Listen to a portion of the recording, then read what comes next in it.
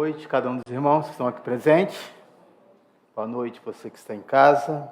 Que Deus possa falar, né, de uma maneira linda ao seu coração. O tema que eu quero trazer hoje é sobre as motivações, né?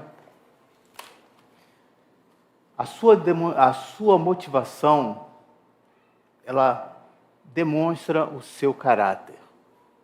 E hoje, nesse mesmo texto de Lucas, capítulo 22, o Evangelho de João 18, e que foi as últimas referências que eu fiz em termos de pregação, eu quero ver agora pelo outro lado, pelo lado humano, pelo lado que motivou aquelas pessoas a tomarem algumas decisões, tá? Não pelo contexto aqui religioso, não pelo contexto histórico, mas o que levou a atitude daquelas pessoas a decidirem, né, daquela maneira. Tá? Vamos fazer uma oração? Pai, eu te peço a tua graça, a tua presença, a liberdade do teu Espírito, Senhor, para falar conosco durante esses minutos, que essa palavra, e eu sei que ela é contagiante, porque é a palavra do Senhor, possa ir ao encontro de cada um daqueles que estão em casa e de cada um que estão aqui presente nessa noite. Nós fazemos essa oração, Pai, em nome de Jesus. Amém. Então, saber as nossas motivações, querido, vai nos ajudar a moldar o nosso caráter e avaliar, não é? E a gente pode observar como isso é importante e como você pode observar que a sua atitude ela pode ser aprovada ou reprovada, né? Talvez aprovada diante dos homens, mas reprovado diante de Deus. E o diácono Marcos hoje aqui trouxe uma excelente mensagem para nós, e o que sempre conta mais para mim são a aplicação da sua palavra, da palavra no dia a dia. Então ele estava dando o seu testemunho de como Deus o corrigiu e como ele pediu assim, perdão ao Senhor, né? Então é importante você estar permitindo ser moldado pelo Espírito Santo. E o que te motiva a isso? O que te motiva a estar aqui nessa noite? E aí nós vamos pegar lá no Evangelho de João, capítulo 6, 24 a 27, nós vamos ver uma situação de um milagre, de pães, de peixe. E aí você vai ver, quando, pois, viu a multidão que Jesus não estava ali, nem os seus discípulos, tomaram um barco e partiram para Cafarnaum à sua procura. Quem foi à procura de Jesus? A multidão. Qual era a motivação dessa multidão? E tendo encontrado no outro lado do mar, lhe perguntaram: mestre, quando chegaste até aqui? Ou seja, tinha uma comunicação, tinha uma liberdade. Respondeu-lhe Jesus: em verdade vos digo, vós me procurais, não porque o quê? Viste sinais, mas porque comeste dos pães e vos fartastes. Falei até o 26, 27, por favor. Trabalhai não pela comida que perece, mas pela que subsiste para a vida eterna, a qual o Filho do Homem vos dará, porque Deus, o Pai, confirmou com o seu selo. Então, ele dando valor aqui mais às coisas espirituais pelo qual ele veio. Ele não ignorou a fome, a necessidade daquele povo. Mas Jesus percebeu que aquela multidão foi ao encontro dele. Mas qual era a motivação? Estava preocupado com Jesus? Eles estavam com saudade de Jesus? Não. Qual é a referência aí, Letícia? Acho que é o 26, por favor. Respondeu-lhe Jesus: em verdade vos digo, vós me procurais, não porque viste sinais, mas porque comeste dos pães e vos fartaste. Deixa aí por enquanto. Então, olha só. as pessoas vão até Jesus e ele poderia dizer que bom, né? Mesmo sabendo da intenção dele e ficar quieto. Mas ele é confrontado, aquela multidão é confrontada, dizendo, vocês estão procurando algo que ainda há pouco eu fiz o milagre, estava se referindo ao milagre dos pães e dos peixes, quando aquela multidão estava lá, e Jesus pegou aqueles pães, aqueles peixes, abençoou aquele povo, e aquele povo se fartou, mas no outro dia estava com fome de novo. Ou seja, as coisas materiais que nós procuramos, as coisas terrenas, nós precisamos, mas elas vão passar e você vai ter constante essa necessidade. Nós não podemos procurar Jesus apenas por esse motivo. Mas a procura pelo qual nós devemos buscar Jesus é pensar que, assim como todas as nossas necessidades passam, nós também passaremos. E será que nós pensamos na eternidade? Qual era a motivação daquela multidão? Era buscar Jesus? Ou a busca deles era porque estavam com fome? Qual é a sua motivação nessa noite?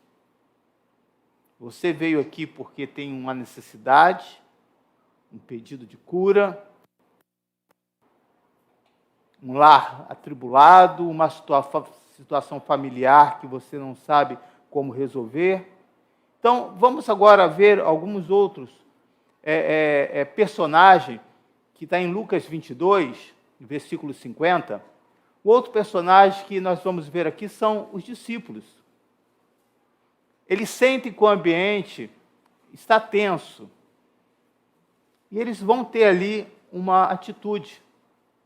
E novamente vai ser a mesma pergunta que eu estarei fazendo. O que motivou os discípulos a ter aquela atitude? Um deles feriu o servo do sumo sacerdote e cortou-lhe o quê? A orelha direita. Veja, havia um grupo que no livro de Evangelho de João, capítulo 18, fala sobre isso, né?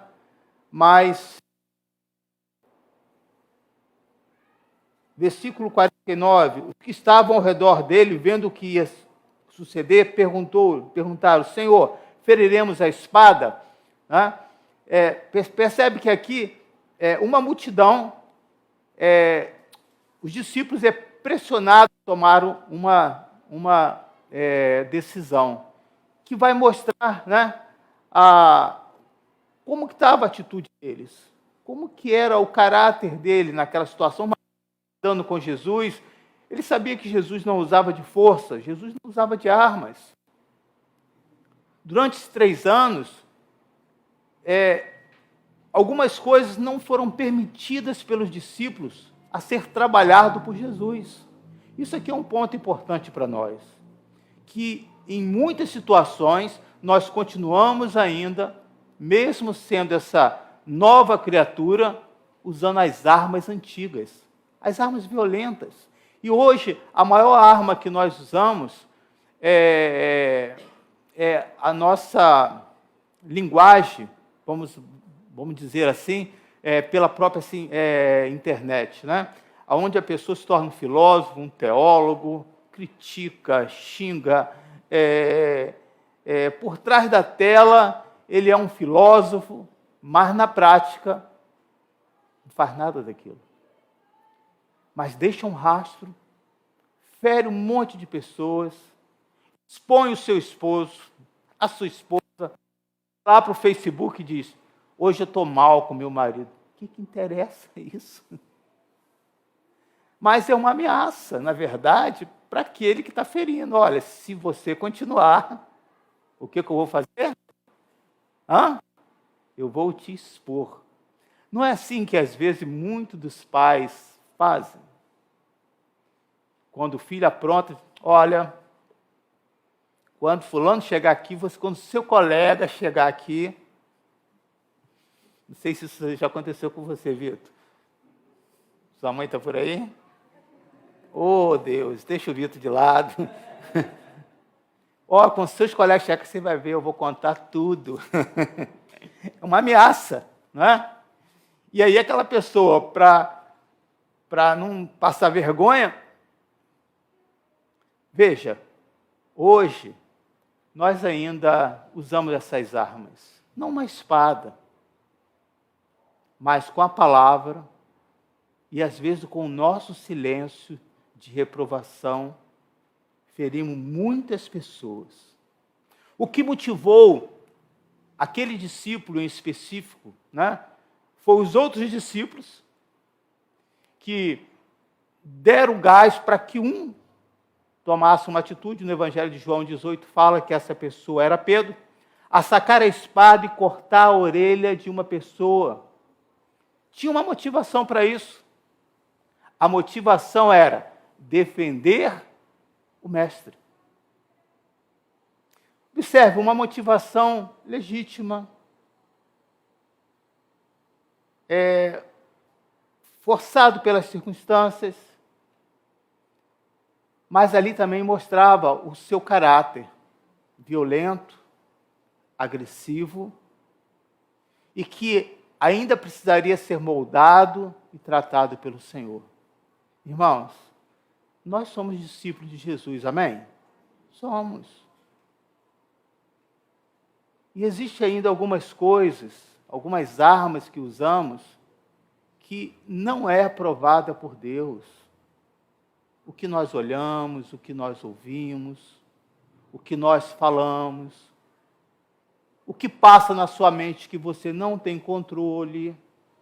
Nenhum ser humano consegue controlar os seus pensamentos, mas decidi-lo sim, porque você agora tem o Espírito Santo de Deus e você pode dar glória a Deus por isso.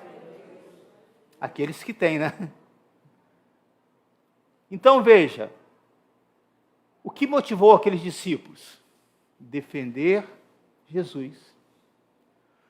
Aí no versículo 52 desse mesmo capítulo, 22, vamos ver um outro grupo, que fala dos principais sacerdotes. Então, dirigindo-se Jesus aos principais sacerdotes, capitães do templo e anciãos que vieram prendê-lo, disse: saíste com espada e porretes como para deter um salteador? Jesus está dizendo para eles, para que tudo isso? Então, veja, essa palavra já corrige a atitude de Pedro e dos demais discípulos. A primeira correção que Jesus vai dar publicamente vai ser isso, olha. Eles estavam ali no versículo aqui 50, pensando sobre isso, e ele corta, e aí Jesus corta a orelha, um dos discípulos, e aí no versículo 52, Jesus novamente vai corrigir os discípulos de uma maneira indireta. Mas só que agora não está falando para os discípulos. O que motivou os sacerdotes, os capitães do templo e os anciãos ir até Jesus? É porque o adorava? O que diz o texto aí? Qual era a motivação? Para o quê? Prendê-lo. E Jesus vai corrigi-lo dizendo, não precisa nada disso. Por acaso existe aqui um ser violento, agressivo? Para que isso? Alguma vez eu estive escondido, eu preguei no templo, onde vocês estavam, eu estava nas ruas, onde vocês estavam, para que isso? A que você vieste aqui, querido? Qual é a sua motivação? O que te leva a buscar Jesus? Esse é o ponto. Todos esses personagens que nós vimos aqui estavam indo diante de Jesus. Um por necessidade, outro estava ali ao lado de Jesus e ainda não tinha aprendido pouco, aquele discípulo, e esquecido a metade. E outros estavam ali com a intenção de prender Jesus Cristo. O fato de você ir até Jesus não aprova que você tem as motivações corretas. E aí me faz lembrar aquela passagem quando aqueles homens disseram, em teu nome expelimos demônio, em teu nome nós curamos, em teu nome fizemos tantas coisas. Eles usaram o nome certo. De fato, aqueles milagres aconteceram por causa do nome de Jesus. Mas as motivações eram erradas.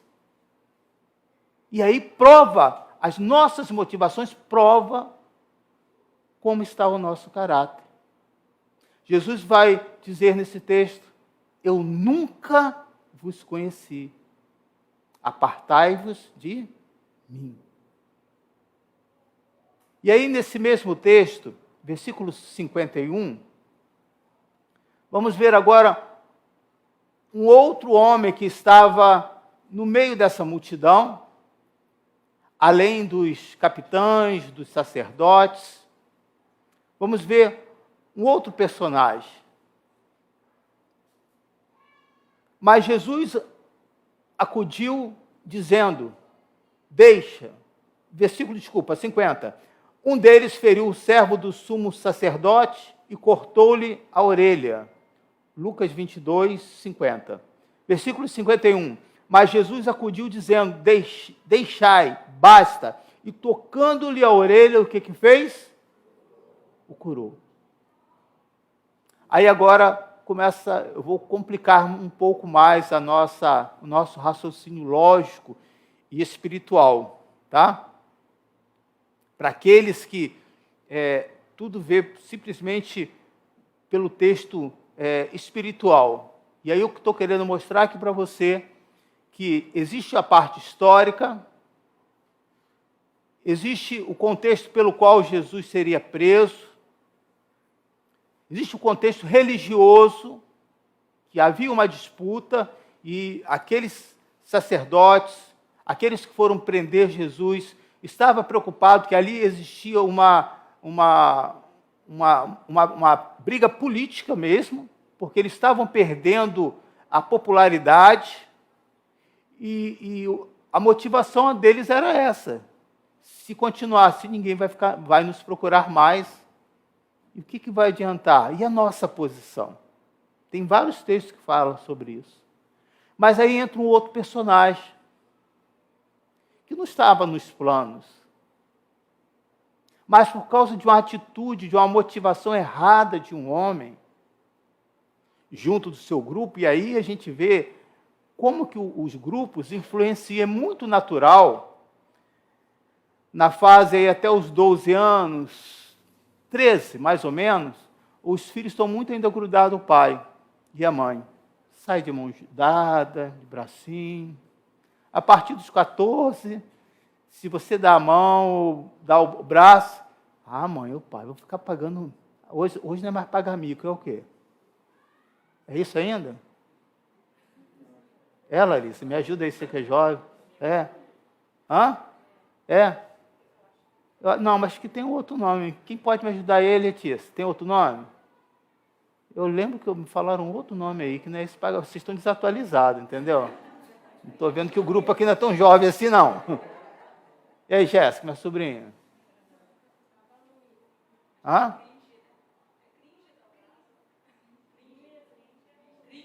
Fringe? Cringe. Aí, tá vendo? Tem uma jovem aqui entre nós.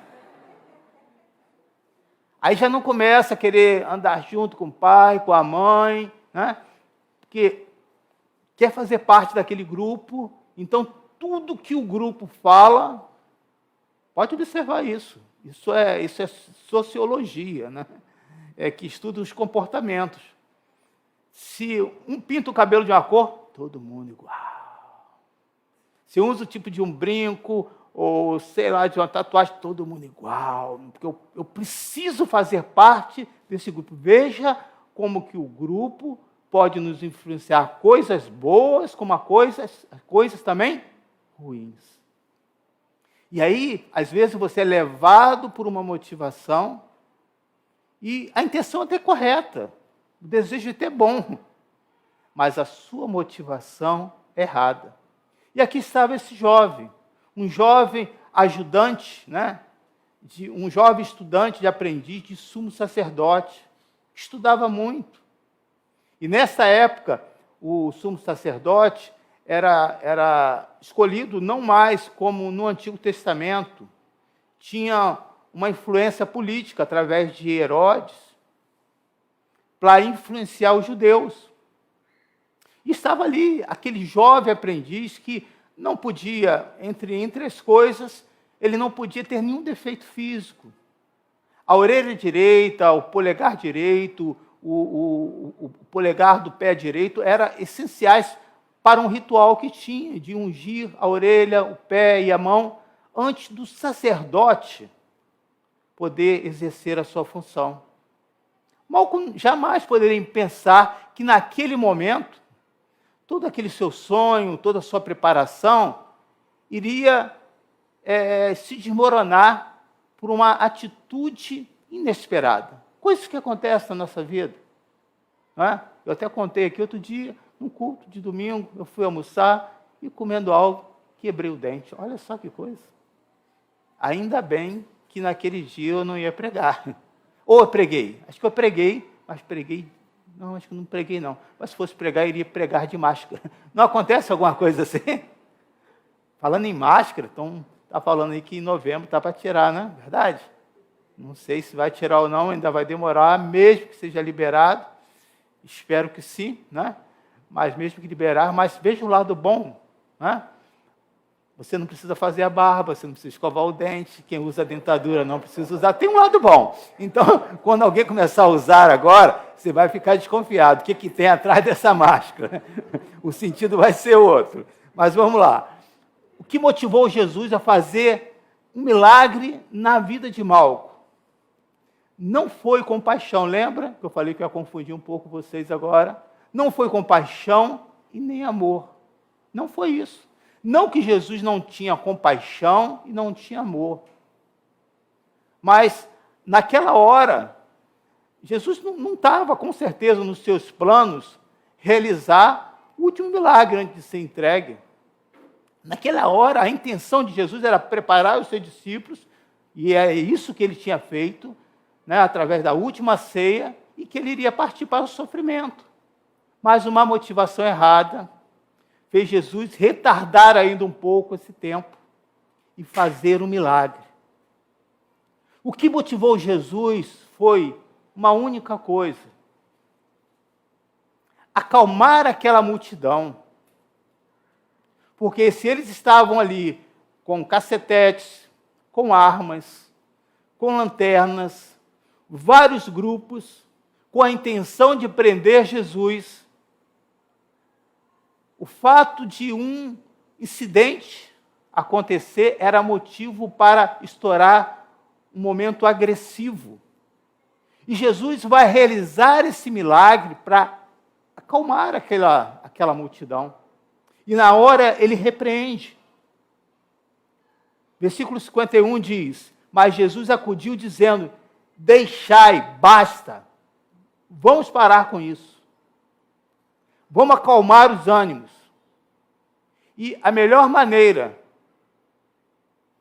e a maneira mais correta, foi dele realizar esse grande milagre, de colocar aquela orelha no lugar escuro, abaixar. Não foi o seu discípulo que pegaram.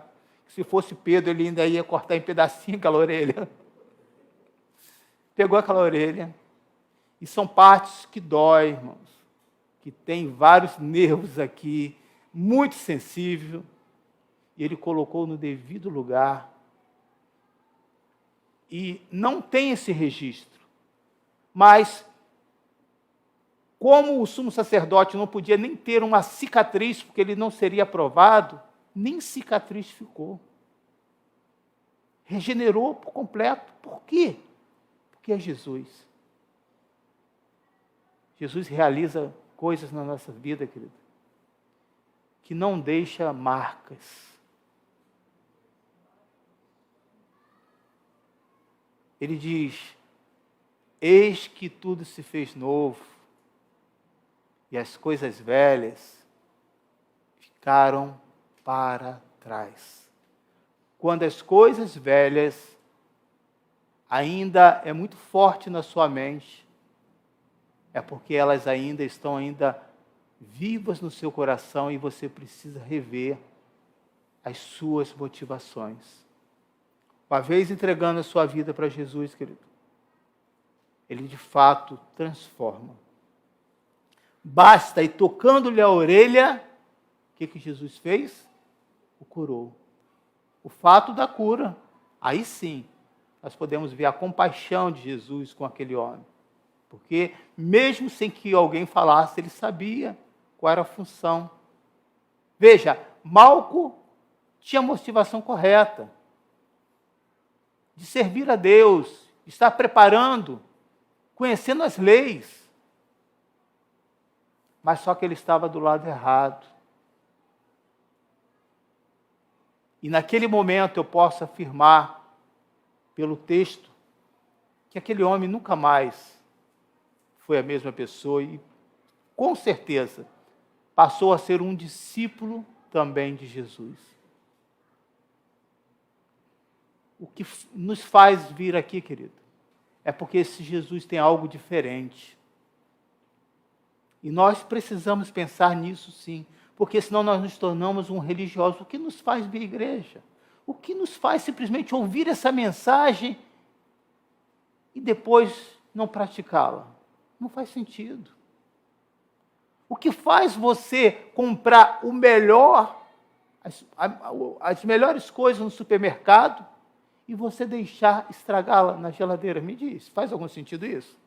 De você olhar, olha minha geladeira, estou feliz, olha o meu armário, mas você não come nada, aí daqui a pouco você joga tudo fora. Talvez você esteja pensando, pastor, é ruim isso acontecer na minha casa. Lá tem um que come tudo. O que motivou? Veja, irmãos, que em meio a todo um percurso, existem as nossas emoções, existe o nosso sentimento. O que motivou Jesus, agora já vamos lá para o Evangelho de João 18, versículo 4, em insistir com a pergunta, a quem buscai? Uma pergunta tão óbvia, uma pergunta tão simples.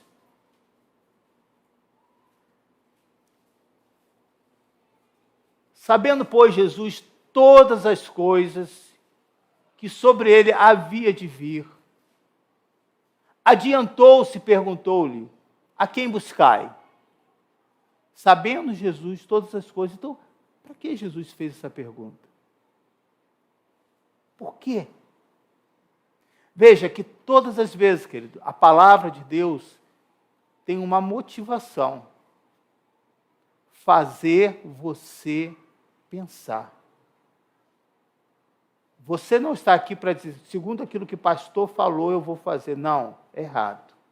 A sua motivação até é certa em querer fazer, mas é errado por fazer sem entendimento. O fato de você praticar a palavra, você precisa entender. Senão você vai ser forçado, como o próprio Pedro, como aquele próprio grupo que foi em busca para matar Jesus, como aquela outra multidão que foi para buscar Jesus para ter comida, mas as motivações erradas. Você precisa ter entendimento, e esse entendimento é algo tão simples. Basta você pedir, Senhor, me mostra. É essa oração mesmo, tão simplória. Senhor, e agora? Essa conversa você com Deus. Senhor, eu estou perdido, o que eu faço? Me ajuda. Eu posso afirmar para você que Deus ainda continua falando nos dias de hoje. Aleluia! Ai de nós se Ele parar de falar. Sabendo, pois, Jesus, todas as coisas que passam na minha mente, no seu coração, as nossas necessidades, todas as coisas que iria acontecer com Ele, e se Ele sabia o que iria acontecer com Ele, Ele também sabe aquilo que irá acontecer conosco. Adiantou-se e perguntou, a quem buscai? No verso 7 e 8 desse mesmo capítulo, veja, parece uma retórica, né? Parece que o texto não sai do lugar. Jesus de novo lhe perguntou: a quem buscai? Responderam a Jesus o Nazareno. Era muito óbvio, querido, que diante daqueles 11 que estavam ali, não os 12, tinha alguém que já tinha dado as características de quem era Jesus. E essa pergunta que Jesus estava fazendo tinha um propósito. Jesus não estava ali perdido, confuso, atordoado. Sabe aquela coisa, aquele momento que as coisas acontecem e você não fala coisa com coisa? Nada disso. Jesus não estava assustado com aquela multidão. E observa um detalhe nessa multidão. A mesma multidão que disse: bendize o que vem em nome do Senhor Jesus. Essa mesma multidão agora vai estar confrontando o Senhor, dizendo: quem és tu? Essa era a indignação que eles tinham para acusar Jesus, dizendo que ele era um falso, que ele não era filho de Deus, coisa nenhuma, porque eles conheciam quem era o seu pai, quem era a sua mãe, e ele estava usando o nome de Deus em vão. Quem és tu para ficar falando que é filho de Deus? Quem és tu para dizer que o templo, nosso templo, que foi construído, consagrado para Deus, que será destruído, não conseguiu entender nada? Essa mesma multidão, querido, depois dessa atitude aqui, estaria dizendo: crucificam. Observa como que nós somos impelidos, esse é um dos textos que nós estamos estudando no grupo dos homens, forçado pela multidão, pelo grupo, a tomar decisões erradas. O mesmo grupo que dizia: a quem buscai, bendiz o nome do Senhor, o mesmo grupo que agora vai estar confrontando Jesus: quem és tu? E em breve estará dizendo: crucificam. Em Lucas 22, 47, falava ele ainda, quando chegou uma multidão, e um dos 12, chamado Judas, que vinha à frente deles, aproximou-se de Jesus para o beijar. Jesus, porém, lhe disse: Judas, com um beijo traíste o Filho de Deus. Falava ele ainda quando chegou uma multidão. Versículo 47. Falava ele ainda quando chegou uma multidão, e um dos 12, o chamando Judas, que vinha à frente deles, aproximou-se de Jesus para o beijar. Ali estava, querido, um homem que teve a oportunidade, eu vou estar falando um pouquinho mais à frente, de fazer mudanças na sua vida. Estava do lado certo, do lado de Jesus, mas com as suas motivações erradas.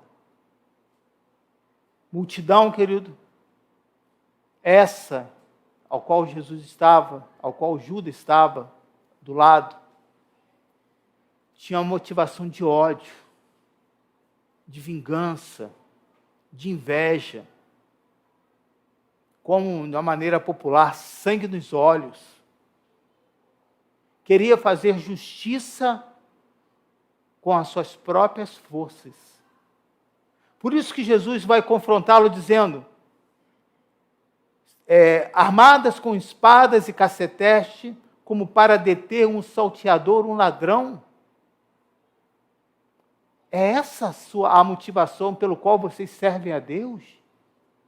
Com violência, com grosseria, colocando palavras que não deveriam ser ditas dentro das redes sociais, criticando, julgando, achando que Deus não está vendo, deletando as pessoas quando fala as coisas que você não gosta? No Evangelho de João 18, versículo 3, registra as motivações erradas daquelas pessoas. Tendo, pois, Judas recebido a escolta dos principais sacerdotes, dos fariseus, alguns guardas, chegou a este lugar com o quê? Lanterna, tochas e armas. Qual era a intenção daquelas pessoas? A sua motivação, querido, define o seu caráter. Se você se aproxima de alguém porque ele tem algo para te dar em troca, não é falha de caráter não, é falta de caráter mesmo. Se você é uma pessoa em que Deus te abençoa tanto e quando acontece uma morte, como aconteceu em muitas famílias, e você esquece tudo que Deus fez, não é falha de caráter, é falta de caráter mesmo. Você estava indo a Jesus, servindo na igreja, mas com as motivações erradas. Te venderam uma informação ao qual não é o evangelho verdadeiro, em que nada não iria acontecer com você, pelo contrário. A palavra de Jesus é que nós teríamos aflições. Mas ele disse, eu garanto que eu venci. E se nós estamos com ele, venceremos também as aflições que nós iremos passar. Nem sempre, querido, o jardim de Getsêmani será um lugar de paz, de só ouvir a mensagem do Mestre. Esse mesmo jardim, que ali era a igreja de Jesus, o local onde a igreja de Jesus passava vários tempos, um lugar bonito, um lugar tranquilo, também foi palco de dor, foi palco de sofrimento. E que aquele lugar não ficou marcado pelas coisas boas que aconteceram, mas pelas coisas negativas. Negativa para os homens naturais, mas aqueles que são filhos de Deus, conseguem ressignificar e dizer, naquele lugar também onde eu passei derrota, Deus vai me erguer novamente, para que o nome dele seja louvado. O mesmo lugar que os discípulos foram envergonhados em Jerusalém, e saíram de lá fugidos, foi o mesmo lugar que Jesus mandou para que ali ele fosse revestido do Espírito Santo de Deus, está lá em livro de Atos. E a partir dali, naquele lugar onde as pessoas o conheciam, com as suas armas, com a sua maneira rude, aqueles homens foram transformados. O que levou Jesus a fazer essa pergunta? A quem procurais? A quem você procura, irmão? Você precisa responder isso. Não para mim. Quando você vem a Jesus, o que você procura? Não foi Judas que motivou Jesus a fazer aquela pergunta. Judas, naquele momento, não era mais uma vítima, do pecado. Ele agora assumia uma posição da sua decisão. Mateus 26, 50 vai dizer assim: Jesus, porém, lhe disse, amigo, para que vieste? Você vê, até aquele que o traía, Jesus vai fazê-lo pensar, é isso mesmo que você quer? Ah, pastor, mas a história diz que ele seria o traidor e alguns dizem que tem um nome que dá para isso, tem um outro nome que dá para isso, e não tem como. Será que Jesus precisava de alguém para traí-lo, para ir até a cruz? Nada iria impedi-lo. porque ele estava ali com a intenção de fazer o propósito do Pai, ainda que Judas não falasse nada. Aquela multidão, querido, já estava determinada no seu coração. Essa é a verdade. Nisto, aproximando-se eles, deitaram as armas em Jesus e o prenderam. Qual foi a motivação de Judas?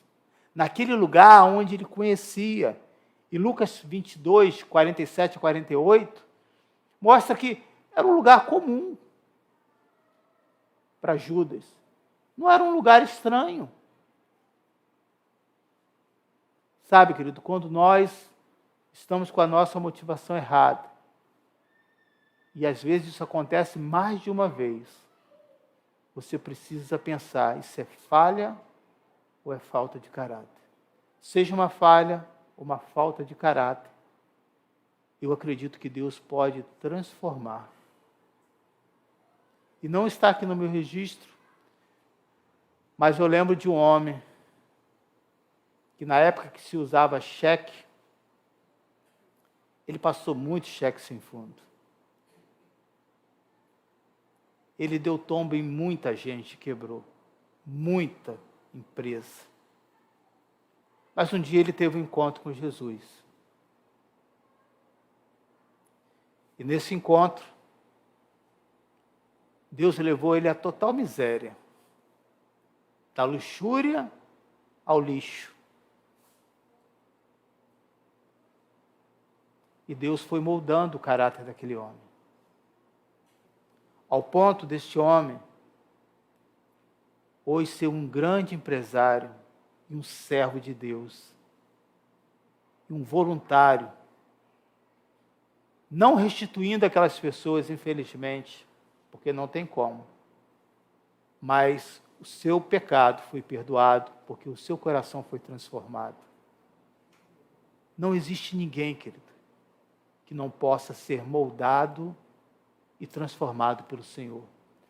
Falava ele ainda quando chegou uma multidão e um dos 12, chamando Judas, que vinha à frente deles, aproximando-se de Jesus para o beijar. Jesus, porém, lhe disse: Judas, com um beijo traís o Filho do Homem? Uma coisa simples, uma palavra tão discreta, mas que tinha um significado. Era um gesto de respeito, de carinho daquela cultura, de um homem beijar o outro homem no rosto, de uma atitude de reconhecimento, de uma autoridade. Mas o coração daquele homem já estava tão contaminado, querido, que ele não conseguiu mais voltar. Veja, Jesus insistiu na mesma pergunta, de novo. A quem vieste a buscar? Observa que ali, no meio daquele grupo, tinha soldados, tinha homens preparados, estava acostumado também a matar. E quando ele disse que ele era Jesus, não é estranho? Está em João 18, deixa eu ver se é em João 18.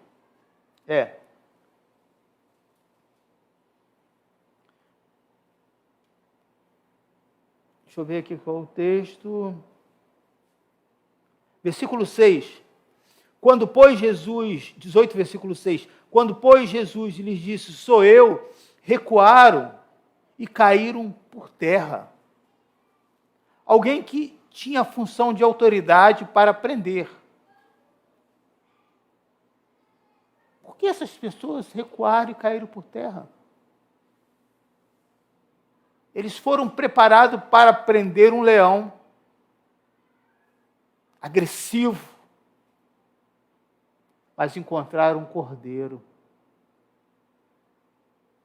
Sabe, irmãos, a maior arma que nós podemos ter, e a Bíblia nos diz isso, que depender de você, tenha paz com o outro. Observa isso. Sabe aquele momento de discussão na sua casa? Alguém aqui já teve? Ninguém, né? Alguém aqui já teve uma disputa de quem fala mais alto em casa? Fica melhor? Começa a falar mais baixo, vai diminuindo o seu tom. E naturalmente, aquele outro vai abaixar o seu tom. Que depender de você, tenha paz com seu irmão. O que motivou Jesus? O propósito era um só, querido. Proteger os seus discípulos. Nesse mesmo capítulo 18 de João, 8 e 9, vai dizer assim: então lhe disse Jesus: já vos declarei que sou eu. Se a mim, pois, que buscai, deixai este, para se cumprir a palavra que dissera. O quê? Não perdi nenhum dos que me deste. Qual era a motivação de Jesus? Defender os seus.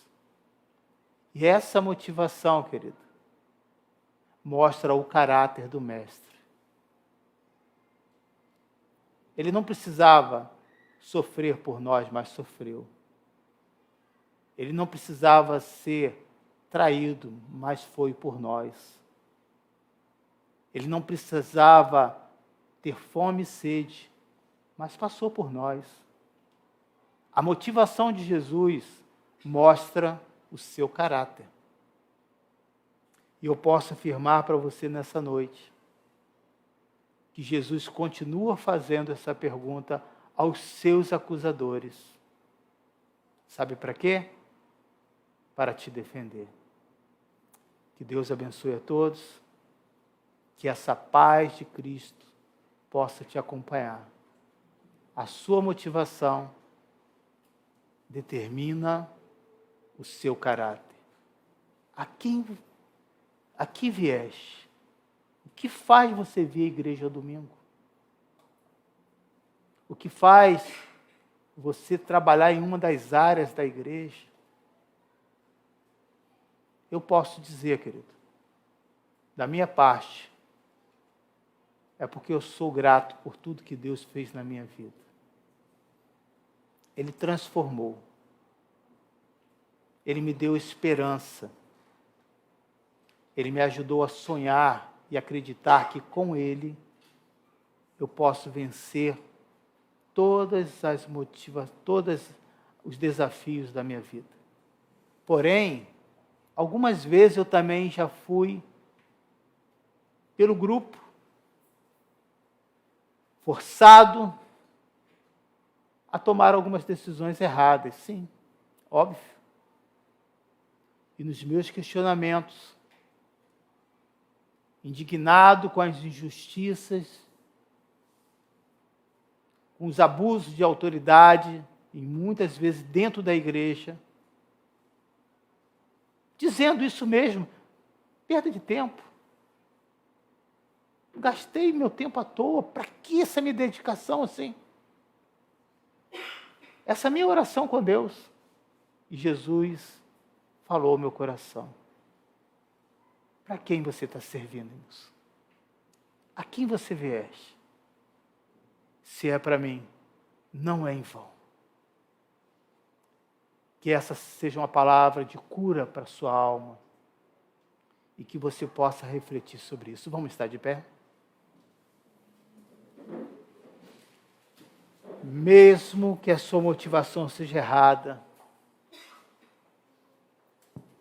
esse é um ponto importante. Ele vai conceder a sua graça, a sua misericórdia, porque Ele é um Deus de amor. Jesus não tinha obrigação nenhuma em defender defender Pedro naquela hora. Jesus não tinha obrigação nenhuma em curar um inimigo. Às vezes nós esquecemos disso. Feche os seus olhos enquanto os instrumentos tocam. Às vezes nós achamos isso. Achamos que fazemos algo porque fazemos. Deus tem que dar algo em troca. Motivação errada. você faz em reconhecimento.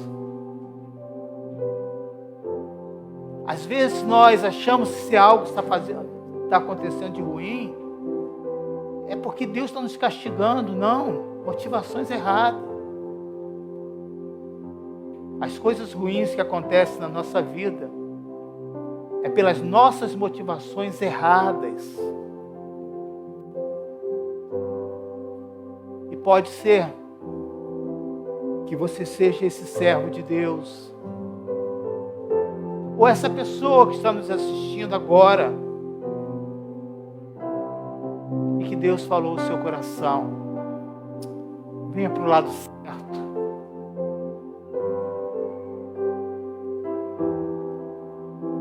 Venha para o lado de Jesus. E tenha as motivações certas. A motivação certa não é para ter um casamento. A motivação certa é para ter um emprego, uma cura. Porque a Bíblia diz que aqueles que buscam o reino de Deus em primeiro lugar, todas as coisas vos serão acrescentadas. É um processo natural, querido. Mas a motivação certa é de buscar a Jesus para ter o seu interior transformado. Aleluia! E Deus está convocando, chamando você nessa noite. E você pode tomar essa decisão aí no seu lugar, colocando a mão no seu coração e dizendo: Jesus, nessa noite,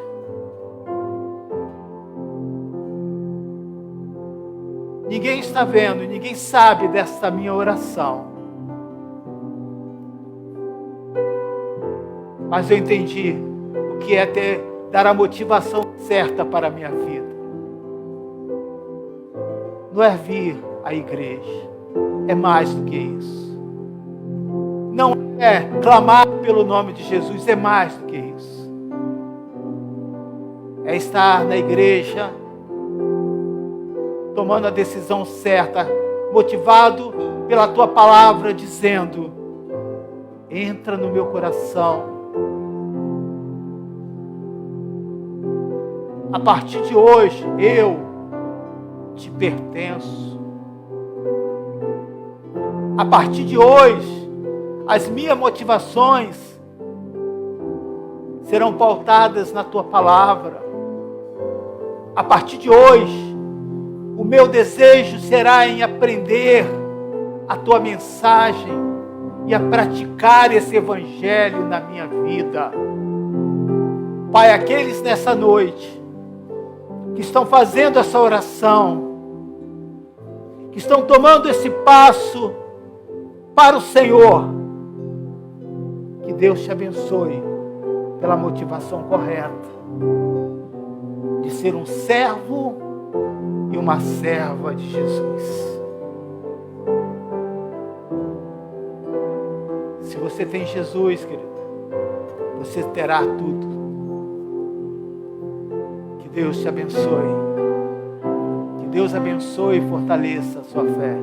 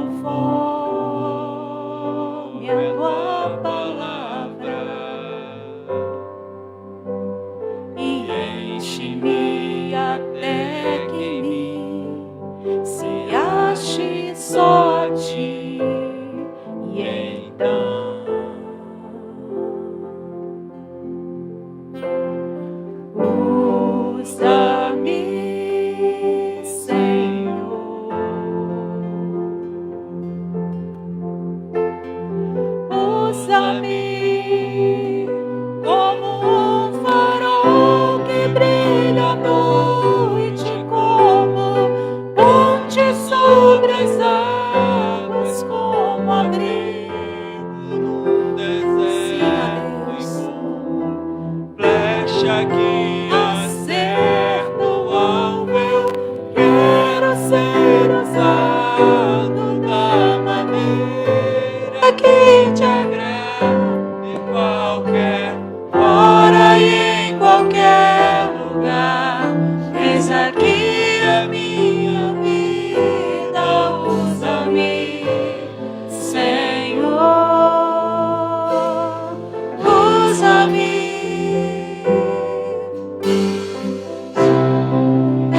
Senhor, sonda os nossos E corações. me conheces, quebranta o meu coração, transforma-me conforme a tua palavra e enche-me até que em mim se ache só ti. Então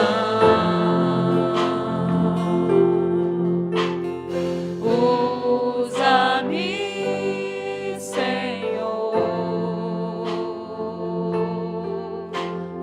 usa-me como um farol que brilha à noite, como ponte sobre as águas, como abrigo no deserto e como flecha que acerta o alvo. Eu quero ser usado da maneira que te agrade, em qualquer hora e em qualquer lugar.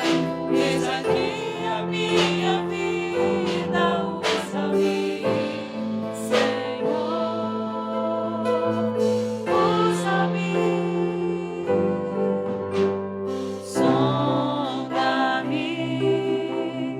quebranta-me,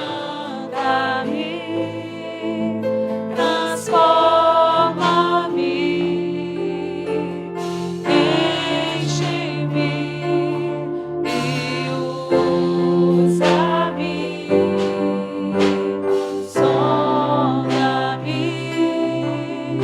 quebranta-me, transforma-me, enche-me e usa-me, Senhor, usa-me, Senhor, e usa-me, Senhor. Amém? Quero ser usado da maneira que te agrada. Que a nossa motivação de estarmos aqui seja a motivação correta. Amém? Senhor, nós te damos graças. Nós te louvamos. Nós te agradecemos, ó Deus, por essa oportunidade maravilhosa de estarmos aqui reunidos como igreja, louvando, engrandecendo o teu nome, ouvindo, ó Deus, a tua voz, ouvindo, ó Deus, o recado que o Senhor trouxe para nós. Que a tua palavra, ó Deus, que essa mensagem, ó Deus, frutifique no nosso coração.